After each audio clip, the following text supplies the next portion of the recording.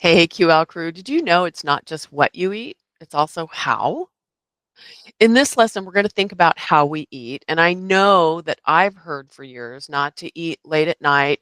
And while I follow this rule most days, sometimes life gets in the way, like the occasional double run after picking someone up at the train station. At this juncture, I'm not suggesting that you make any changes to how you eat, but I will share some things that you might start to observe in your own day.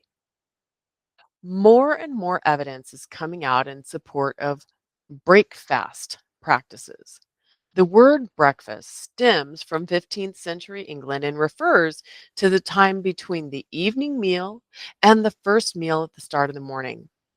I personally have been experimenting with lengthening this fast, and I will share more about my own experiment in the coming weeks.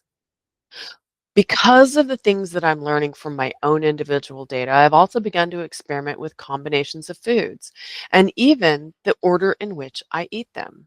I've been focused on anti-inflammatory eating for several months and have been comparing my data with my hubby's.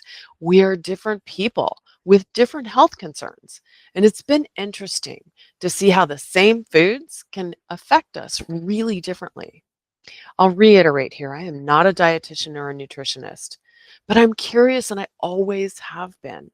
I enjoy science and research and data and discovery, and my intent in QL Crew is to help you explore and encourage you to be curious and learn from your own objective and subjective data. You do not have to be a scientist or a researcher to do this. You don't even have to dig data. You just have to be curious. I'll share resources that you can consider, and I welcome you to share your learnings with me.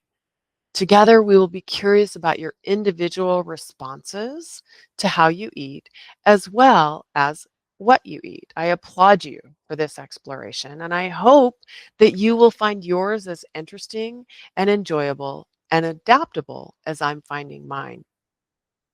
In the next lesson, we're going to look at food groups, which is another area where we will explore what works individually.